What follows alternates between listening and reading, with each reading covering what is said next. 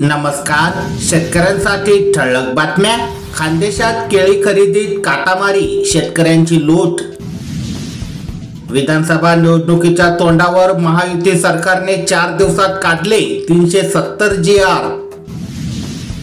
कपाशी व सोयाबीनला 5,000च्या मदतीसाठी नगर जिल्ह्यात 5 लाखाहून अधिक शेतकरी पात्र. राज्यात 3 दिवस पावसाची उघडीप, विदर्भात सोमवारी पुन्हा पाऊस वाढण्याचा अंदाज. कर्जमुक्ती योजनेची रक्कम पात्र शेतकऱ्यांच्या बँक खात्यात जमा झाली नाही, अजित पवार यांची कबुली. जळगाव जिल्ह्यात 11 CCI केंद्र, कापूस खरेदी लवकरच सुरू होणार, नोंदणी करण्याचे आवाहन. 4 जिल्ह्यात नुकसानग्रस्त शेतकऱ्यांना 61 कोटी रुपयाची भरपाई. शेतकऱ्यांचा विधानसभा निवडणुकीवर बहिष्काराचा इशारा. सोयाबीन कापूस अनुदान तारीख पे तारीखला शेतकरी वैतागले. अमरावती जिल्ह्यात रब्बी हंगामासह उन्हाळ्यातील चिंता मिटली.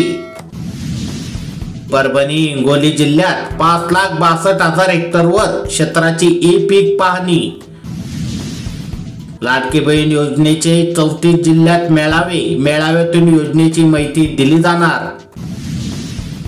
गणेश उत्सव संपत आला, कुठे आहे आनंदाचा शिदा, शरदचंद्र पवार राष्ट्रवादी काँग्रेस पार्टीचा सरकारला सवाल. सोलापूरमध्ये मागण्यांसाठी हमाल तोलाराचे सोलापुरात काम बंद आंदोलन. नांदेडमध्ये 93 पैकी 75 मंडळात अतिवृष्टी.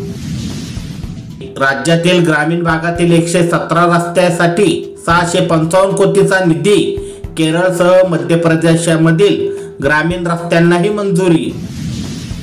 जळकोट तालुक्यामध्ये शेतकऱ्याला काढणीच्या वेळी पावसाचा धसका.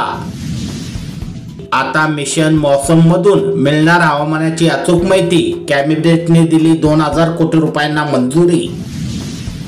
साखर उद्योग अडचणीत, साखरेची विक्री किंमत 42 रुपये करावी, सत्यजित पाटील.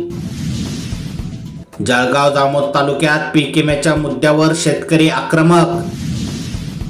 सोयाबीन कापूस दरवाढीचा मुद्दा केंद्र सरकारकडे नेणार, उपमुख्यमंत्री अजित पवार यांचे तुपकरांना आश्वासन. सातारा जिल्ह्यात लंपीमुळे 2 जनावरांचा मृत्यू. पीक नुकसानीपोटी शेतकऱ्यांना हेक्टरी 13,600 रुपये भरपाई मिळणार, 3 हेक्टर पर्यंत मर्यादा.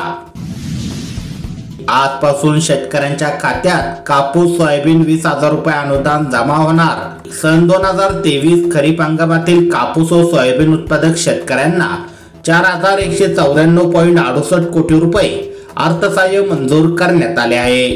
कापूस व सोयाबीन उत्पादक शेतकऱ्यांच्या अर्थसहाय्य वाटपात येणाऱ्या तांत्रिक अडचणी या महा-IT व महसूल विभागाच्या साहाय्याने तात्काळ सोडवून शेतकऱ्यांना येत्या 13 सप्टेंबर पासून अर्थसहाय्य थेट खात्यात वितरित करण्याचे निर्देश कृषी मंत्री धनंजय मुंडे यांनी दिले आहे.